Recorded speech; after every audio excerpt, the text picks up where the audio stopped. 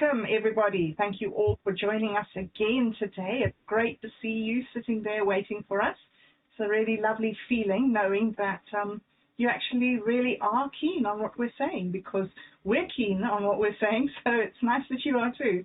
So welcome, and thank you for coming back. And welcome again to Julian Crawford and Vince McLeod. Hi, guys. Hey, Bob. Hey, Bob. What's up? Yeah, no, it's all doing well. I am had a little really lovely leg of lamb for dinner. It was on special at Countdown, so we got to eat lamb. And after dinner, Callum said to me, so what are you talking about tonight? And I said, oh, well, we're going to be talking about the cosmic joke. And he said, what? Not Winston Peters again? So, no, not Winston Peters again. Today, the cosmic joke, but in a philosophical and spiritual sort of setting. So if you do have any questions, please feel free to pop them in the chat there on Rumble. Vince will be monitoring it. But to get going, Vince, let me pass it over to you. What exactly is the cosmic joke? Well, it's not easy to say exactly what the cosmic joke is, but what can be said with certainty is that if you don't know what the cosmic joke is, then the joke is on you.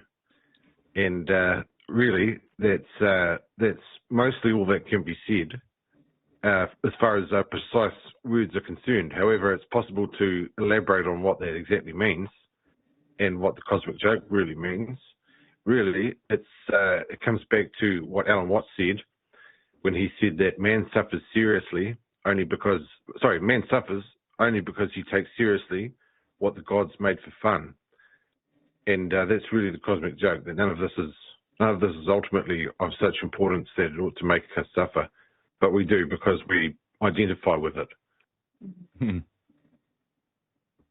Yeah, I did know what the cosmic joke was, but I forgot, so I'll have to try and remember it.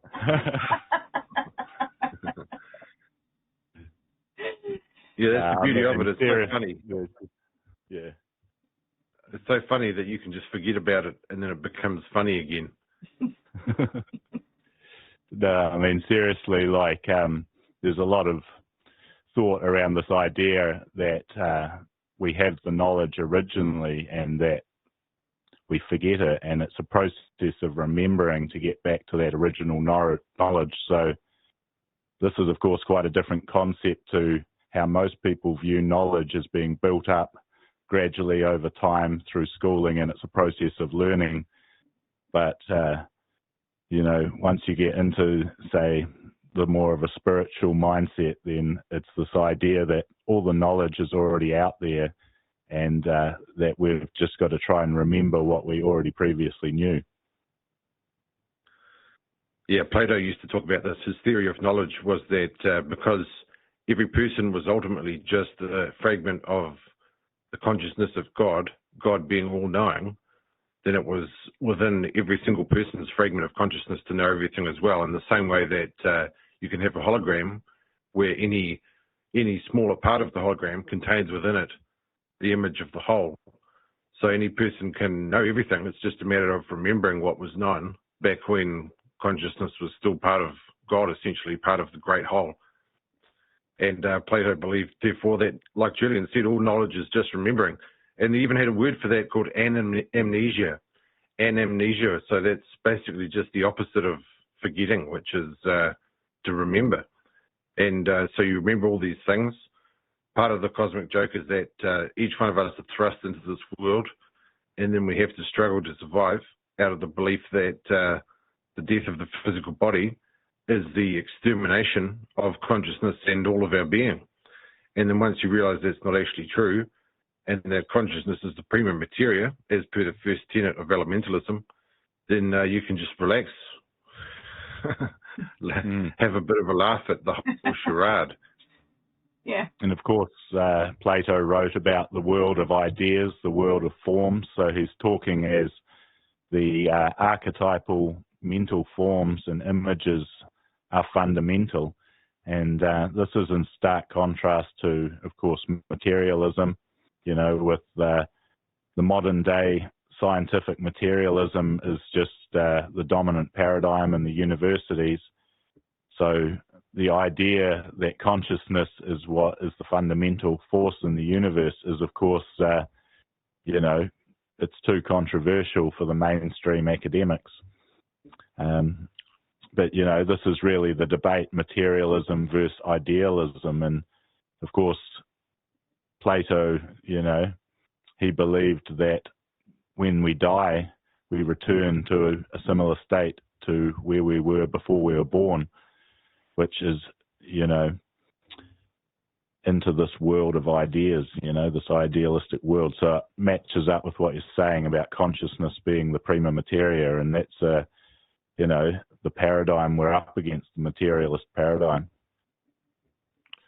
Yeah, the materialist paradigm asserts that you are your body, you are your brain, essentially. And because you are your brain, then once your physical body dies and the brain dies with it, then everything that you were is also going to die. And I think part of the problem that this causes is that a lot of people take this narrative far too seriously. This is part of the cosmic joke, of course, that people take all these narratives far too seriously, and they despair because it's inevitable. Really, it's totally understandable that you'd come to despair if you thought that you were truly just only mortal and doomed to die here in this place, and then that would be it. So I think people who have seen through the cosmic joke are a lot more mentally healthy, basically the same way that people who are capable of laughing about things are generally much more mentally healthy than those who are too serious.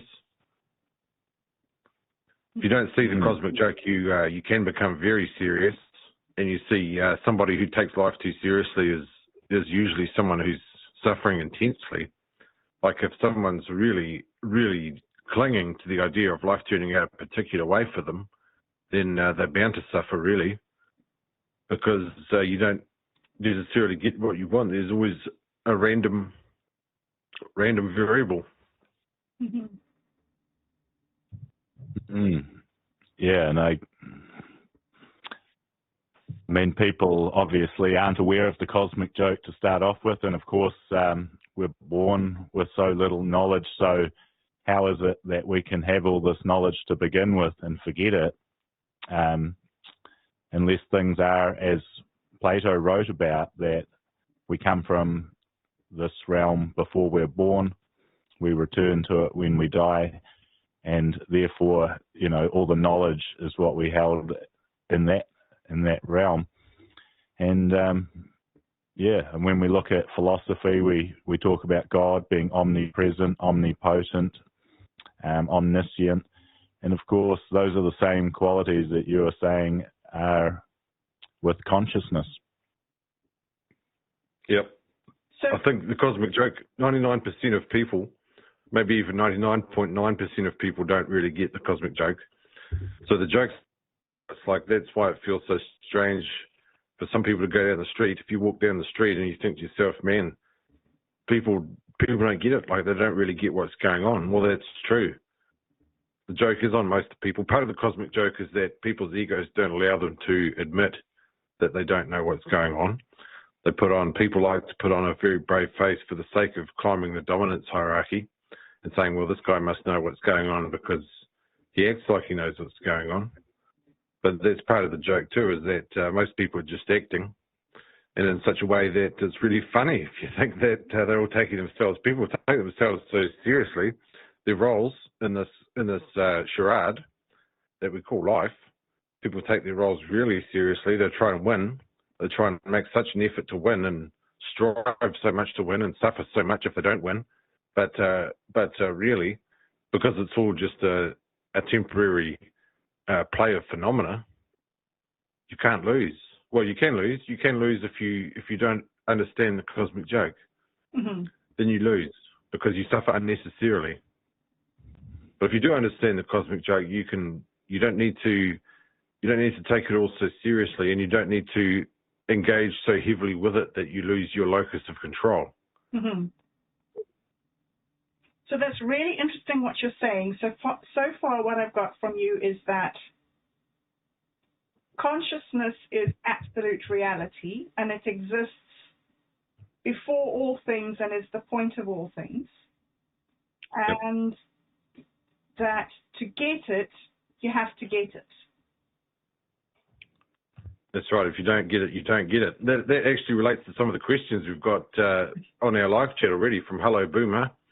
Our old friend Hello Boomer, good evening to Hello Boomer. He's asked a few questions. In which dimension does consciousness reside? Is one of those questions.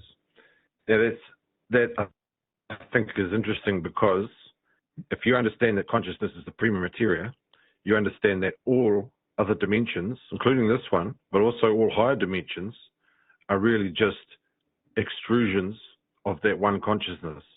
So the one consciousness originally knows everything, but in the process of deliberately forgetting some things that it knows, it creates the illusion of dimensions. So some of the dimensions are close to the initial consciousness, others are further away. Those that are further away are more like the hell realms. So in this world where most people don't understand the cosmic joke, this is more like one of the hell realms, because people are in an extreme state of ignorance. Although part of the cosmic joke is that they wouldn't admit this. Like if you go up to the average person in the street and say, are you ignorant? They'd say, no, I know what's going on. You know, we've got national wind power now, and blah, blah, blah. New Zealand was founded in 1840 and blah, blah, blah, blah. But like Julian said, if you follow the materialist narrative at all, then you are under some degree of illusion. And that's why it's called the prime illusion in materialism. The prime illusion is to believe that the material world is the prima materia, because so many people fall for this. When we think about dimensions, normally we have spatial dimensions and temporal dimensions. So you have the space-time continuum made up of multiple dimensions. But of course, we think of consciousness in this model as being outside of time and space. So technically, it's not in a dimension. It's like the fundamental property that's a priori in the system. We can't prove why consciousness exists fundamentally, but without it, the alternative is to have nothingness exist. And if nothingness existed, nothing could come out of that. Like the Big Bang Theory tries to say that everything came out of nothing, but you can't have anything come out of nothing. The nothing would just perpetuate eternally.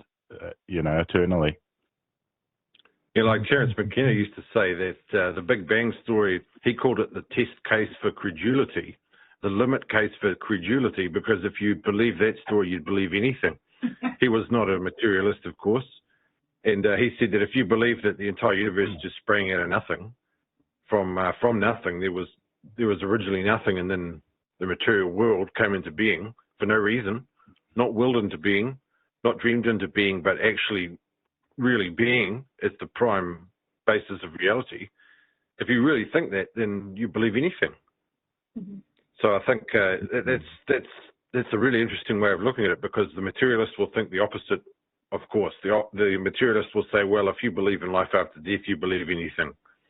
Or the materialist will say, if you believe that consciousness survives the death of the physical body, then you're a kook and you believe anything that you're told. You know, you probably believe in flat Earth as well, and all of this other nonsense. But in reality, if you think logically, there's no actual reason to believe that the material world is a real phenomena any more than consciousness is. Mm-hmm. And then once you think like that, you realize that if consciousness is the prima materia, then there's no real reason to take all of this, what happens in the material world, too seriously. So the material world only starts at the third dimension, doesn't it? It's hard to know. It's hard to know for us who are so far down. Like, we're a long way down. It's hard. It's like if you're at the bottom of a 100-foot well, you could only make some really vague ideas about what was in the surface world. But what I understand is that the dimensions that are the closest to God are where the fragments of consciousness have the fewest restrictions. So in the higher dimensions, like in the sixth dimension, you can change your age at will. For example, you can become older or younger. You're not restricted to a one-dimensional aging path like you are here on planet Earth. It's like if you go in the sun, if you sit in the sun, you get older. And then if you go and sit in the shade, you get younger, for example. so you can get older and younger in the higher dimensions. In higher dimensions still, you can change your phenotype such that you can change from, by will, you can change from man to woman. Like if you spend a lot of time in the sun, you can become male, like physically male. In the reverse, you can become physically female. But if you go so far down into our dimensions, we're very restricted. So we've only got strictly 3 spatial dimensions and strictly 1 temporal dimension. So we can only go in one direction. This path through the great fractal, as an elementalist would put it, it begins with birth and it ends with death, and it's one dimensional. That's the end of the story. But in high dimension, of course, once you got too old, you could just go and spend some time in a cave, and you'd get younger again. So you wouldn't need to go from birth to death, from birth to death to birth to death like we do in this lower dimension. We just have to go through that hassle because we're sort of low frequency beings. So do you think that we're in the 4th dimension then? Or do you think we're in the 3rd dimension? I would say this is the 4th dimension because there are 3 spatial dimensions and 1 temporal one. So that's a total of 4. But when you have 2 temporal dimensions, that's when you can start going backwards and forwards, not so much in time, but in terms of what you actually manifest as a body in this material world. So you can start, once you're in the 5th dimension, you can start getting younger, for example.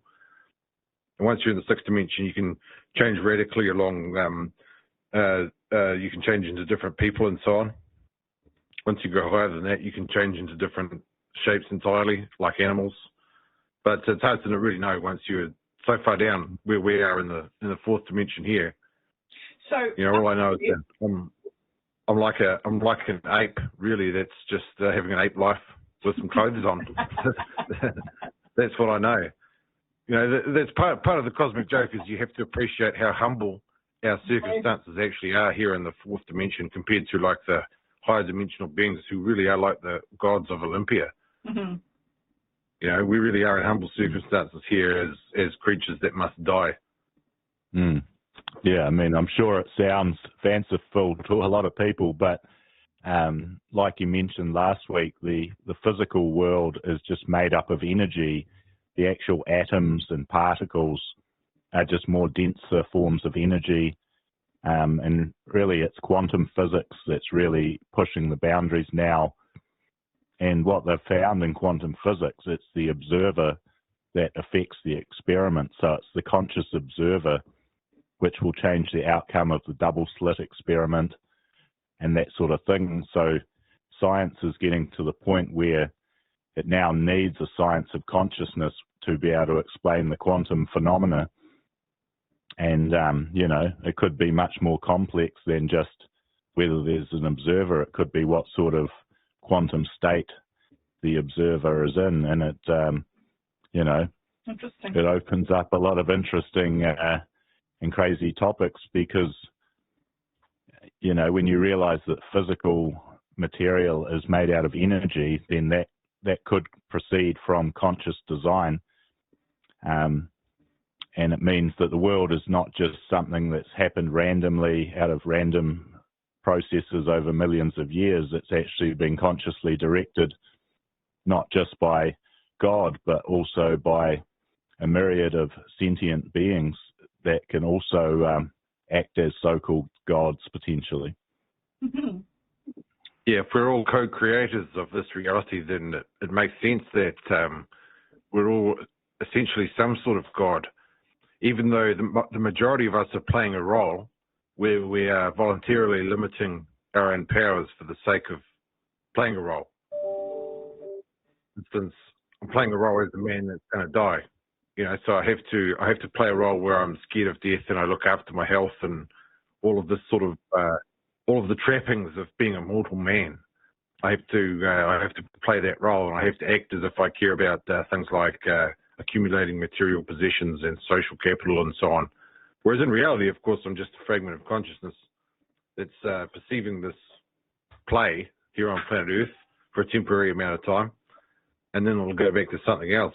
The interesting thing about the double slit experiment that Julian was talking about just now is that the double slit experiment implies that reality doesn't actually exist until it's observed by consciousness. And it suggests, it follows naturally that consciousness must be the prima materia.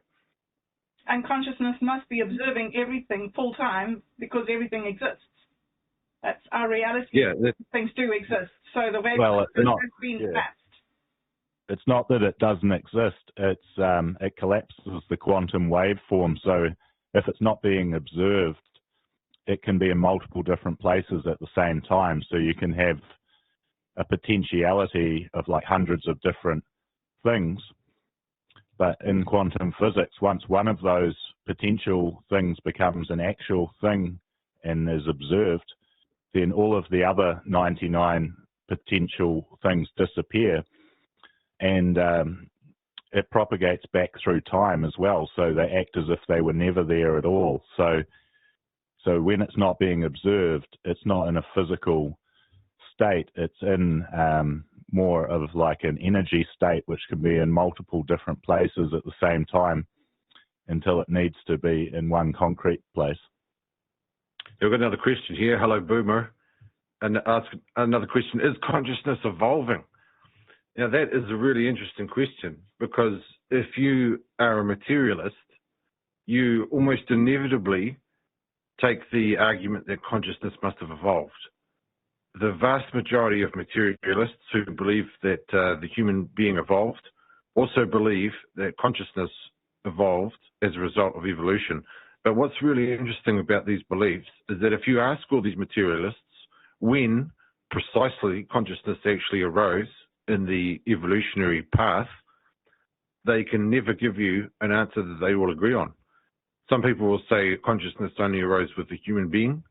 Some people will say that consciousness arose with the ancestors of humans, like Homo habilis and Homo erectus and so on.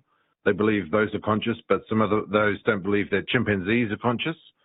But some people, some materialists do believe that chimpanzees are conscious and gorillas and so on, but not cats and dogs. But then others believe cats and dogs are conscious, but not insects. Whereas others think insects are conscious, but not trees and so on. And so you can never get agreement on where consciousness actually started. And that's because the whole idea of it evolving doesn't actually make logical sense if you think about it. Because in order for evolution to work, it has to select for a phenotypic expression. So it has to select for something that is somehow expressed by the body, and consciousness isn't. Consciousness isn't expressed by the body. It just observes what the sensations and perceptions of the body. That's why a lot of people make the mistake. They've never distinguished between consciousness and the contents of consciousness, which is why the old alchemists used to say solve and coagula, which means to split apart and then to bring back together. You split yourself apart into consciousness and the contents of consciousness, and then you bring yourself back together as a single being. Mm. So as we have evolved, right, we life forms, and we've gone from blue-green algae all the way through to bonobo apes or whatever we do. Has our brain evolved differently to perceive consciousness differently? Like, could it be that these different life forms all like intersect with consciousness in different ways, and we've developed this way of intersecting with language, but other life forms may be able to intersect with different abilities? I don't know. Yeah, well, what it comes down to is being aware of frequencies and vibrations, and the other beings presumably are fragments of consciousness in the same way that we are, and therefore their perceptions of the material world are made up of vibrations and frequencies like ours mostly are. You know, for example, that light is just frequency. It's all just a frequency. Everything you see is a frequency. Everything you hear is a frequency. Everything your body senses is a vibration. So the fragments of consciousness that are the other beings, they're also aware of these same things just like we are. But I think it's important to bear in mind that evolution didn't really happen. We just have a great fractal that creates the illusion that evolution happened. And so if you look back through the great fractal, it seems like we evolved from apes and so on. But in reality, all of these things are interdependent all the time. So we're still interdependent with apes and prior ancestors of apes and so on. but we just don't perceive them here in this world. Well, I mean, I never really understood the concept that animals have no consciousness, you know. So, I mean, obviously, you know, they can still be aware and make decisions and things like that. I mean, they don't have the same language as what we have, but obviously, with the great fractal, every animal, every plant, every person, and even inanimate objects could be permeated with consciousness. So when you consider that as the fundamental force in the universe, then it's not the consciousness that's evolving, but we are evolving within the consciousness matrix or whatever, like the great fractal. Yeah. We're like souls, right? Tricky. So it's really the soul that's evolving. So we're evolving through the human experience and the spiritual experience and potentially through reincarnation and evolving across multiple lifetimes. But like, I don't personally believe that that we are descended from like other animal species necessarily, because you know, they have different number of chromosomes. Obviously, our ancestors would generally have 46 chromosomes, is it? Yeah, the chimpanzees have 48. Okay. So yeah, but I believe, I mean, materialists seek evolution as something that's happening on a biological level, but evolution is also happening spiritually and mentally, you know, is what I'm saying. Yeah, your fragment of consciousness has a frequency, and that frequency can go up or down. And if it goes up or down, that'll determine by law of attraction. There's a chapter about the law of attraction, elementalism. The law of attraction determines what you attract in the material world. So if you have a low frequency and you're fearful and you're nasty and vicious, then the vibes that you send out into the material world will get matched by that material world, and you'll meet people who are likewise fearful and nasty and vicious. And if you want to get over that, the way to do it is not so much to move town, for example, but to raise the frequency of your consciousness such that you send out a higher frequency of vibration. So that gets matched by a higher frequency, and in turn you end up attracting a higher frequency of people. So you just said you have to raise the level of the frequency of your consciousness, but we don't have a consciousness. We intercept with an exterior consciousness. Or do we actually raise just the frequency of our perceptions of? It's more like we raise the frequency of the fragment of consciousness that is our individual being. Okay. You have your individual, you have a fragment of consciousness, but that fragment is also part of the great collective of consciousness, which is the omnipresent, omniscient, and omnipotent great consciousness of God. I mean, that could also be a reason why, you know, the fractal is a key shape or a key geometry in nature and in reality, because you know, say if God is a singular consciousness and God has decided to split into multiple different fragments of consciousness which become these different souls, then, you know, each one of those souls is like a reflection of the original whole. So that's the same sort of structure as a fractal, and it creates a feedback loop. And that's what creates a huge amount of complexity, because if you've seen these Mandelbrot sets and things like that, they're extremely complex objects. And obviously when people get into psychonautics and that sort of thing, they can see the fractal shapes, you know, when they're having these psychedelic experiences. Yeah, it's as if God starts out as everything, and then God splits God's self into masculine and feminine, into a light and a dark half, just for the sake of entertainment. And then the feminine half splits into a masculine and feminine. So you've got you've got 4 quarters now of varying levels of frequency, some of which are darker than others, lower frequency, more dense, and then those keep splitting, and then some of the ones that have split rejoin just to make it more interesting. And basically everything you can think of is done to make it more interesting until the fragments of consciousness split down into so many variations. There's trillions, countless trillions of them, such that each one of us who are alive are one of these fragments, just going about our lives thinking we're the fucking main character in this whole show. That's part of the cosmic joke too, is most people think they're the main character in this show, when in reality consciousness is shared among everything that exists.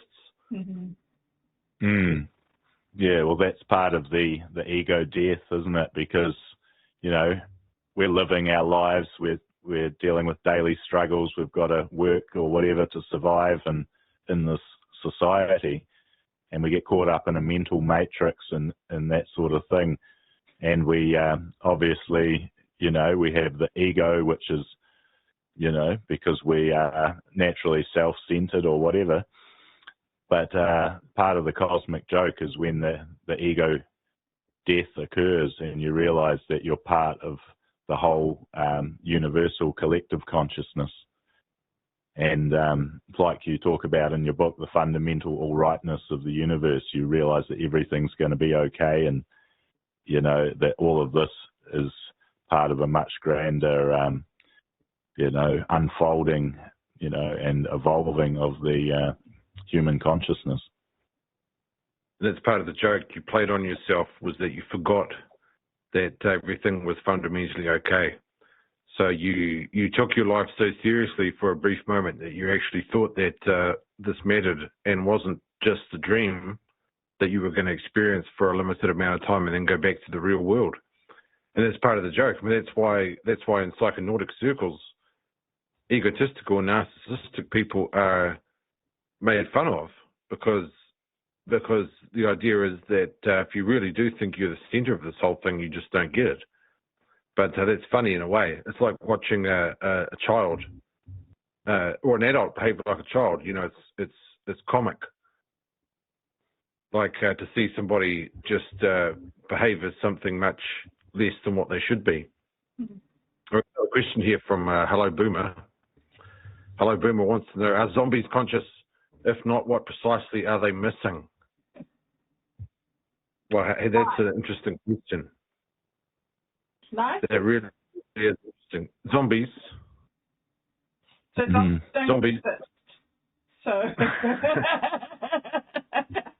how can they be conscious? That's true. They don't really exist. Well, you're seeing a lot of zombie apocalypse in the US and stuff now with the fentanyl and these drugs that people are on, and they actually are like walking around like in a zombie-like state, where they basically are, you know, almost unconscious, but their body is still walking around. So part of the brain can keep you going when you're unconscious. Yeah, it's worth pointing out that we can't actually tell if other people are conscious or not, because consciousness being immaterial, you can't tell from their simple behavior if there's actually a person there or if they're just an NPC. And that's why sometimes it gets really entertaining. If you ask somebody a question, try and tell if there's any consciousness behind the response, or if it's just essentially a zombie that's making a conditioned response to answer your question. And that's when it's really fun. You know, like I tend to believe that you can tell that somebody's conscious if they can respond to things like spiritual sacraments. If they can't, then there's probably not much of a soul in there. So there'd be one difference between a person and a zombie. Like if you gave a zombie a psychedelic, the zombie wouldn't have a psychedelic experience. It wouldn't return to God. Is that a thing? Can people take psychedelics and not have a psychedelic experience? Yeah, that's certainly true. Yeah, it's certainly possible. And I think really it's because that there's often it's assumed by materialists that because consciousness evolved, that every single individual human being must have it. the same way that every single individual human being has a head and has arms and so on.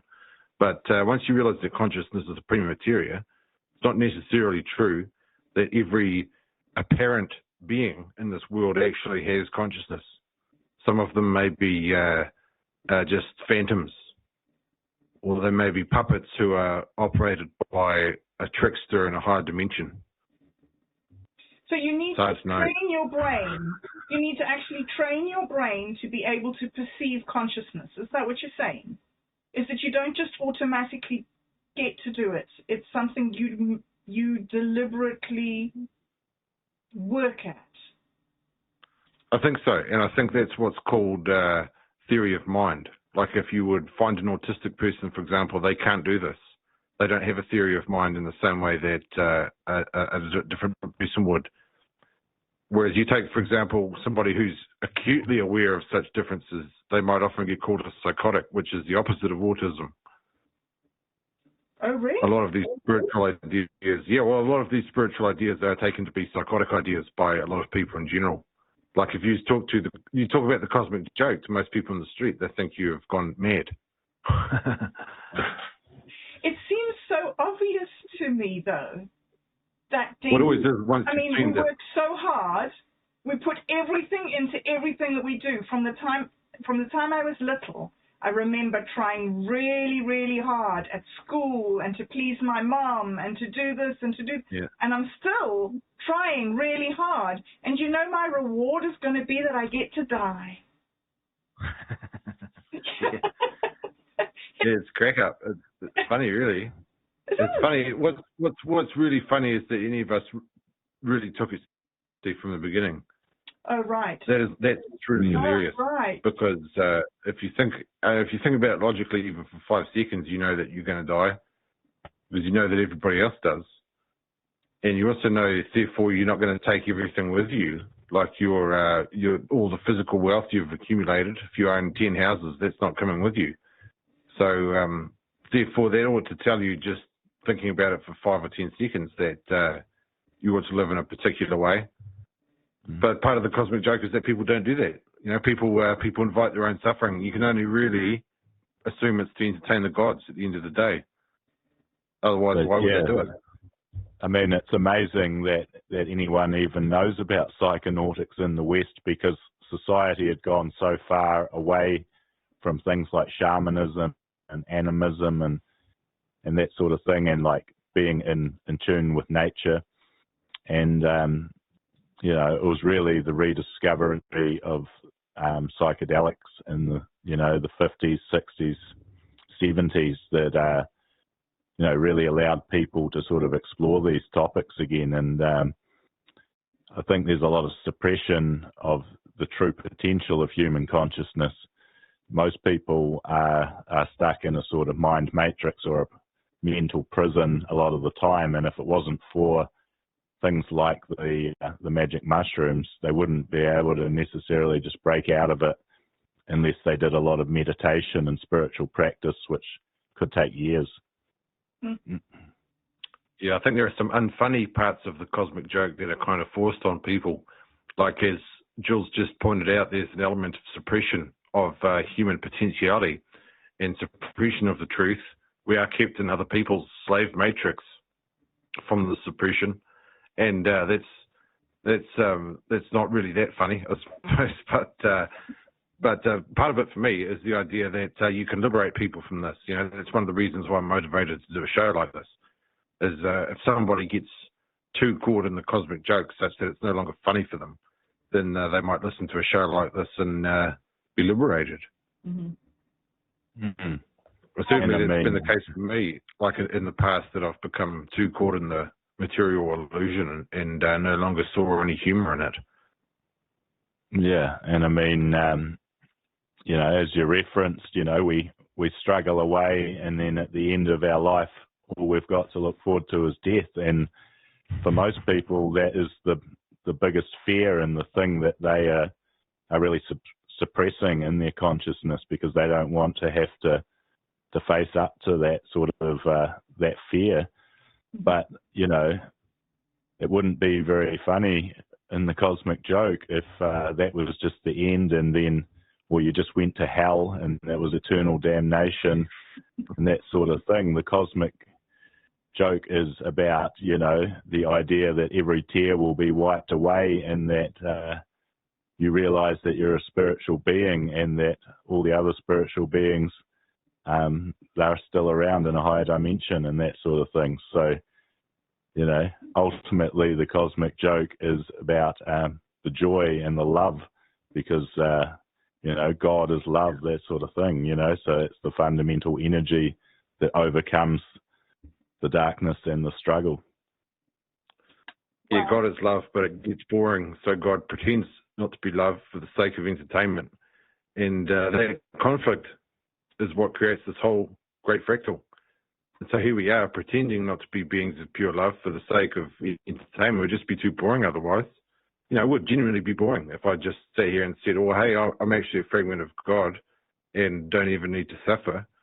And therefore, I'm in complete bliss. You know, that would be really boring.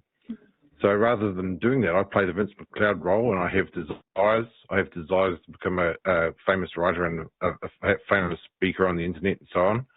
And sometimes these desires get thwarted and the frustration causes suffering.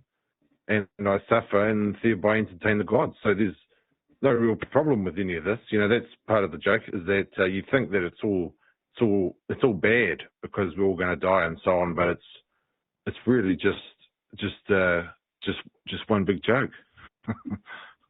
Well, we have to from this. So we've got another question here. Oh, well, we have to wait. We have to wait for the question. I'm sorry, because we have to do housekeeping. We have to do a commercial break.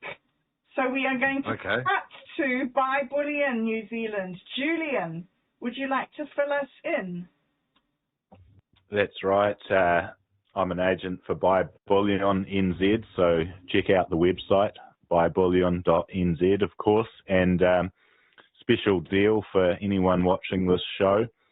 If you purchase silver, you can get a discount using the code Julian Silver. That's all one word, JULIANSILVER, Julian Silver. And if you purchase gold, use Julian Gold. So you'll get a small discount off your purchase at buybullion.co.nz. Nice. And you are also multimedia, aren't you? That's right. Yeah, multimedia, and I have one book published, Theory of Devolution. So if anyone's interested in checking out my book, it's on Amazon. Search for Theory of Devolution. It's about the 2020 US election, presidential election, and the controversy around Donald Trump losing to Joe Biden and that whole transition period. So check out Theory of Devolution. And it's very interesting. If you have anybody that you know who's interested in that period and they're needing a Christmas present, I can highly recommend that book as an interesting Christmas present. And Vince, talking about interesting books for Christmas presents, you are VJM Publishing. What have you got on offer for the people? Well, the most interesting book for the people who would watch a podcast like this is Elementalism, of course, which is the Holy Scripture of the religion of the New Age, which is a religion that takes into account all of these insights that had previously, as Julian mentioned, been suppressed. So this is not a religion of suppression. It's not one of mental or spiritual slavery, but rather one of liberation. And the holy text, Elementalism, you can buy that off Amazon, produced by my company. Now, there's a bunch of questions here. We've got a couple of questions. I think there's one super good one, really interesting one.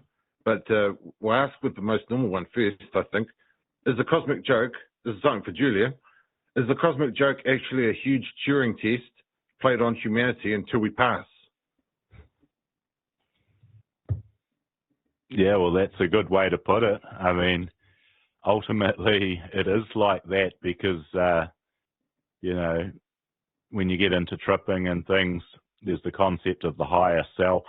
And as you become more in tune with your higher self, and the higher self already knows everything. It's it feels like yourself from the future looking back, knowing everything and just being completely calm. And ultimately, once you go through these levels of the cosmic joke, it's like the universe is laughing at you and you're the center of the joke, and then you get the joke, and then you can join in on laughing with them, you know, instead of them laughing at you. And so, yeah, ultimately, once you get the cosmic joke, it is like a Turing test for you to pass to the next level of consciousness, I guess.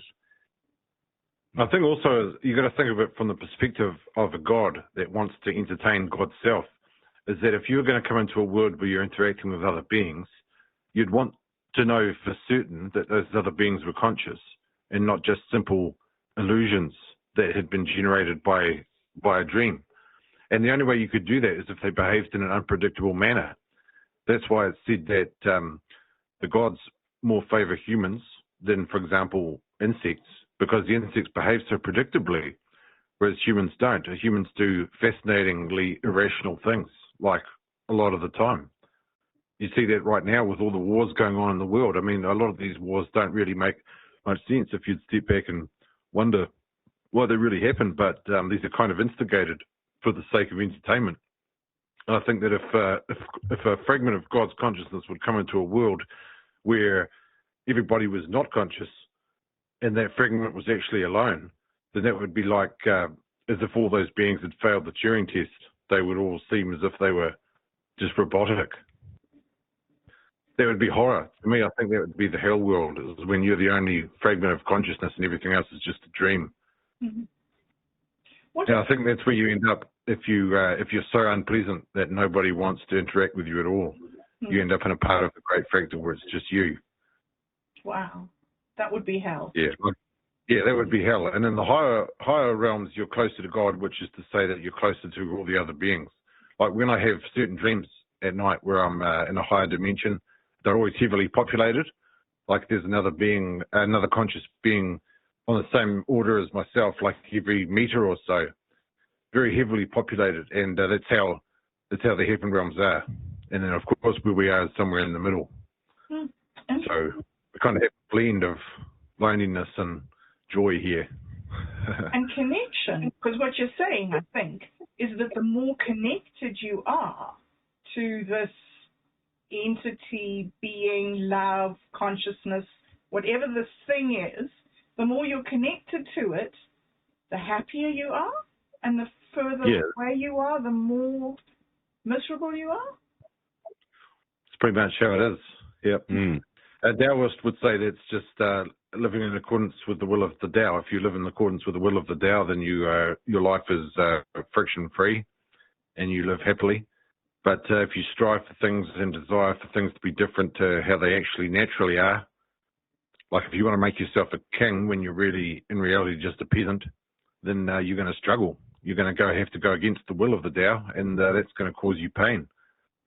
But that's why the quadrijitu has the double taijitu symbol, the double yin-yang symbol. It represents how in the white you eventually get bored, and that becomes the blue. And in the blue, the boredom leads to suffering, which is the black. But then the suffering leads to anger, which is the red, and that gets you out of the suffering, which brings you back to the bliss, which is the white. And it just naturally goes around. That's the cycle of life. All empires, all human lives go through this cycle. I mean, obviously, cosmic joke. It's very funny. You're laughing, so it's like a state of joy to come into that, and that's why when people are on psychedelics, often they are just laughing uncontrollably because of how funny the cosmic joke is to them. Well, the first time I took a psychedelic, that was the first time in 27 years that the cosmic joke wasn't on me. You know, I'd been the butt of the joke for 27 years. Imagine 27 years of you just being the ass of the joke, and then all of a sudden you're in on it. Just for the briefest of moments, you're like, oh, hey, this was actually a joke. I mean, you can't not laugh hysterically. Okay. Every time I've taken a psychedelic, it's been like that. You fall on the floor laughing because it's so funny that you ever took any of it seriously enough to suffer. That would be a huge release of tension to laugh like that. You must get Yeah. rid of a lot of negative Oh, stuff yeah. in your body. Yeah. Yeah, it's enormous. That's why the Greeks had the Eleusinian mysteries every year. You know, so you'd go along. You wouldn't necessarily go every year, but you'd go every time you needed to release that inattention. Mm. And I know that myself. Like I know that I'm sitting here talking about the cosmic joke, but I know that in my soul, I've forgotten it to a certain extent, and therefore could benefit from a psychedelic. Right. Not right now necessarily, but at some point. Yeah.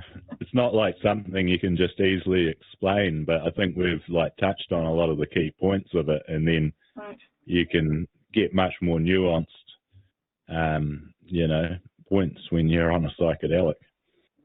Yeah, there was a guy on the old Shroomery forum whose username was actually the Cosmic Joke, and he used to talk about this exact topic a lot, because you realise that on a psychedelic, you realise, oh, hey, I didn't actually need to take any of this as seriously as I did, and therefore that's funny. You know, that's what a lot of humour is, just relief. When you feel tension over something and then relief. Like if you see a monster, or someone pretends to be dead, you know, and then and then you're anxious because they might be dead, and then they sit up and it's all just a joke. That sort of thing. That's really in microcosm how this whole thing is, just in macrocosm. So, what is love? Now, I'm just, excuse me, Bob, I've just seen we've got a really interesting other question here. Okay. I might just ask this question. Tragedy and suffering, perceptual abnormalities. I think that is a fascinating question, because it's so hard to know. If suffering, I mean, suffering doesn't have to be the true nature of things. It's only really if you've forgotten the joke that you need to suffer. But then again, if nobody ever forgot the joke, then we'd all be suffering a lot of boredom. So some of us have to forget the joke in order for there to be something funny. Yeah, well, I think in this reality there is quite a lot of suffering that goes on, but the ultimate purpose of it is to make you grow and overcome those obstacles. And, we're constant. People say that Earth is like a university for souls, and that it's about overcoming suffering and the adversity and coming through it, and, being strengthened from that experience. But yeah, ultimately, Earth is also a paradise, like there's the duality here is quite strong. Mm. Yeah, as for love, I think part of the cosmic joke is that all of this was actually dreamed up in the name of love. Like, despite all the suffering in the world, it was actually dreamed up in the name of love, because it would have been more cruel for none of this ever to have been dreamed up, and for God to have just remained in a state of boredom. But that's too much for a lot of people. Like if you tell somebody who's, for example, you go up to a biker gang, people have suffered a lot their whole lives, and it's twisted them. You tell them, oh, it's all just a big joke, bro. They might not see the funny side necessarily. Mm. Really, the cosmic joke's also a privilege. Of the many different things we've spoken about, one of the other things it is a privilege. If you can see it, then you are privileged. Mm.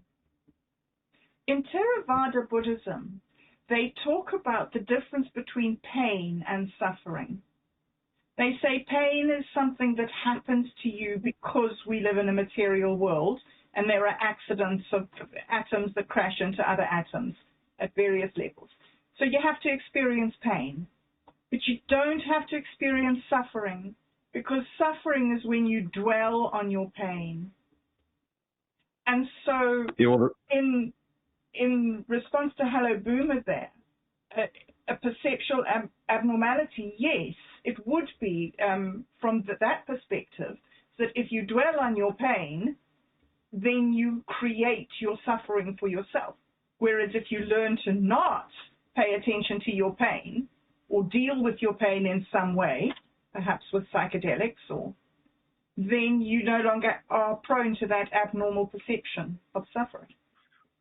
Yeah, or like friend Simon Murphy says, if you meditate and just allow yourself to allow those perceptions to arise, the perceptions of pain, allow them to arise and then allow them to fall again without clinging to the idea that you want them to go away, then you don't suffer so much. And I think that's part of the cosmic joke. The cosmic joke won't stop you from feeling pain. You know, no matter how well you understand the cosmic joke, you will still experience pain because it's the nature of this reality. But you don't need to suffer. It is true. Suffering only comes when you forget the cosmic joke and you start thinking, oh, hey, I've got to overcome this pain so that I can dominate the world and have a $10 million business and, you know, have all these children and be the king, be the big, powerful one. It's like you say, a lot of negative energy is created when we hang on to problems and dwell on them. And I mean, it's very easy to do. Like to be spiritual, you have to be constantly monitoring yourself for not doing negative thoughts. But usually it doesn't happen, and you can get into negative thought patterns easily.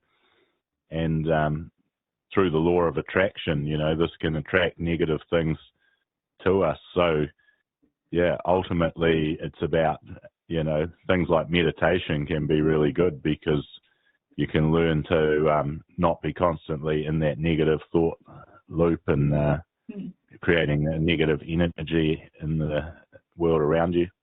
Because the law of attraction thing, that is totally true. You know, if you ruminate on your frequency of depression, that'll become more embedded into your being, and then you'll start manifesting it.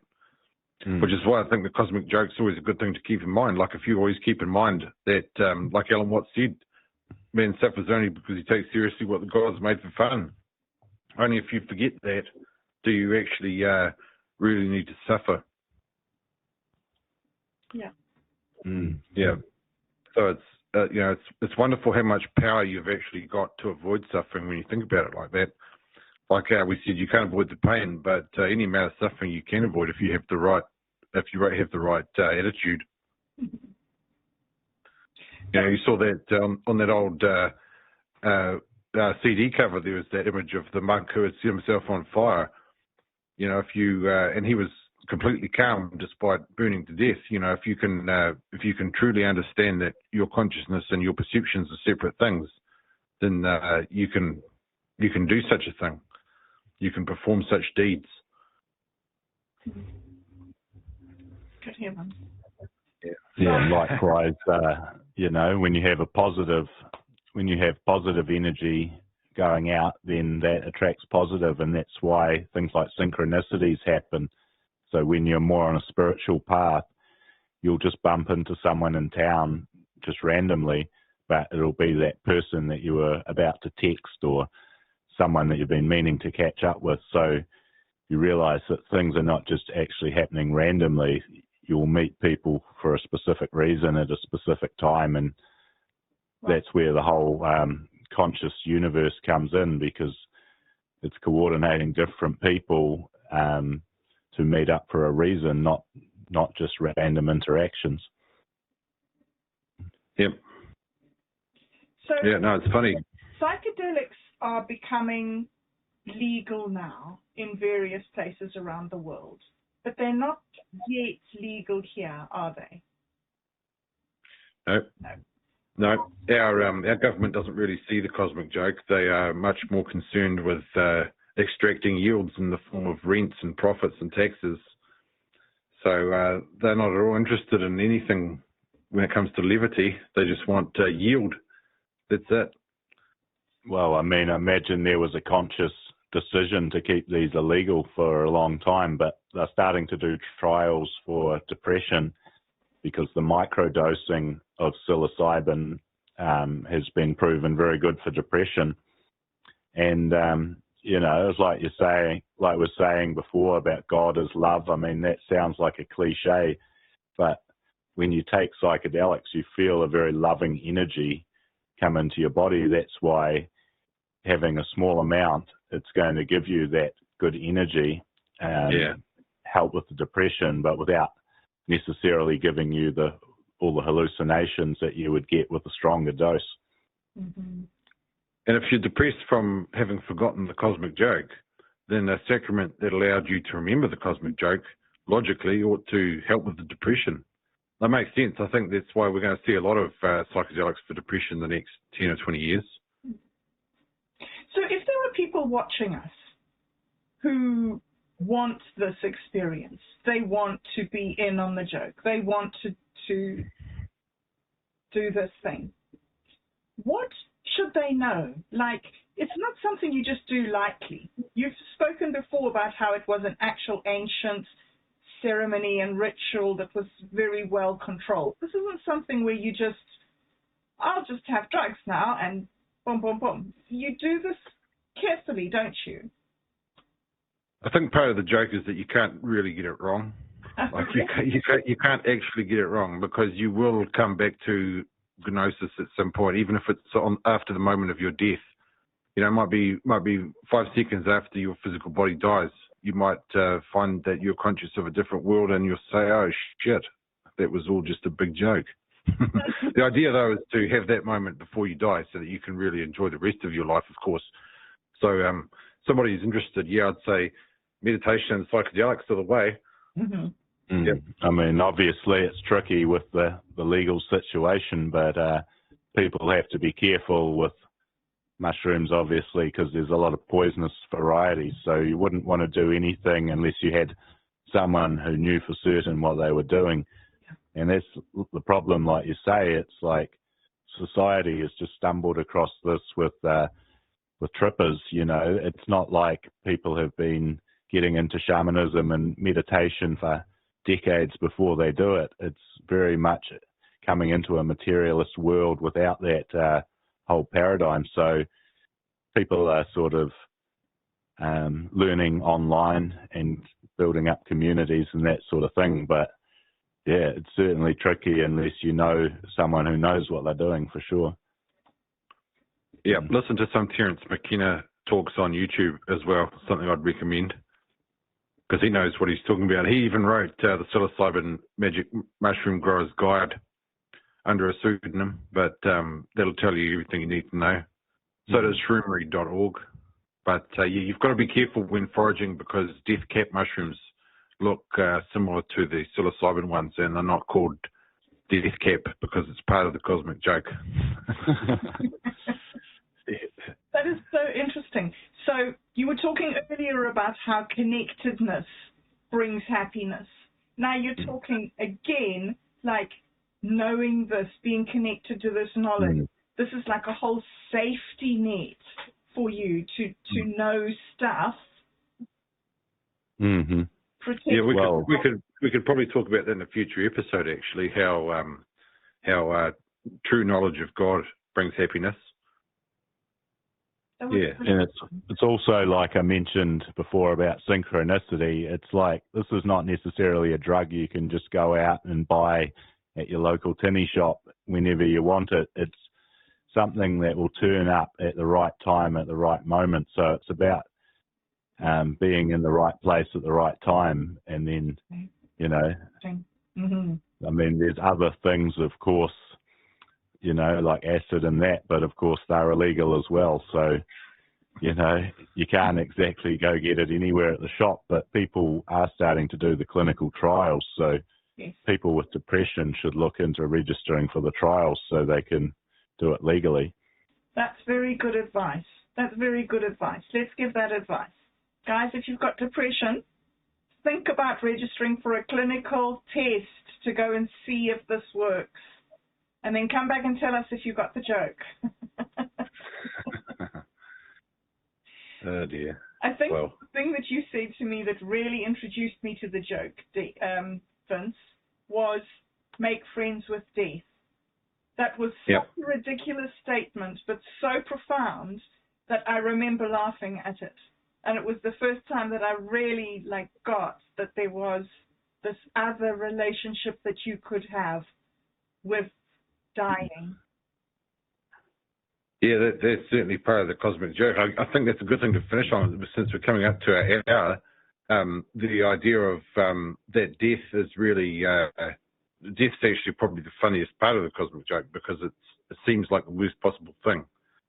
But once you realize that consciousness is the prima materia, then you realize that death's just like you go to sleep and you wake up again. Just the same way that, like it says in the Bhagavad Gita, everything that's born is fixed to die, and everything that's died is fixed to be reborn. So there's no real fear. It's like you said about the burning man, it's the same with Socrates. He wasn't afraid of his death. He was actually looking forward to dying, and he was poisoned by the hemlock because of being convicted of corrupting the youth. But he had opportunities to escape, and he said, no, I don't want to escape. I want to die, because he was looking forward to seeing what was on the other side of that veil, and getting back to, like you say, the gnosis, the true knowledge, which is contained in this conscious world. Gosh. So death is the pinnacle moment of life. Might be our next episode. We call it the Life and Death episode. next Wednesday. Could be what we talk about. Yeah. 9:00. Well, on that note, let's wrap it up, and we will be back next Wednesday at 9:00. Yep.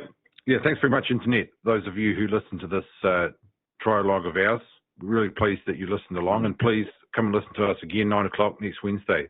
We'll talk about life and death probably. Yeah, thanks a lot. It's a complex subject, so I hope everyone can follow along, and and hopefully we can shed some light on things, because like Plato said as well, ultimately the only thing we know is that we know nothing. So it is ultimately speculation at the end of the day, but it does give some hope, that there's more to this life and afterlife. Hopefully the listener can see the humour in it all. Yeah. Guys, thank you so much. Thank you for listening. Thank you, Vince. Thank you, Julian. Awesome evening. See you again next Wednesday at 9:00. All right. Cheers, Bob. Cheers, Internet. Yeah. And cheers, Jules. Catch you next time. Thanks a lot.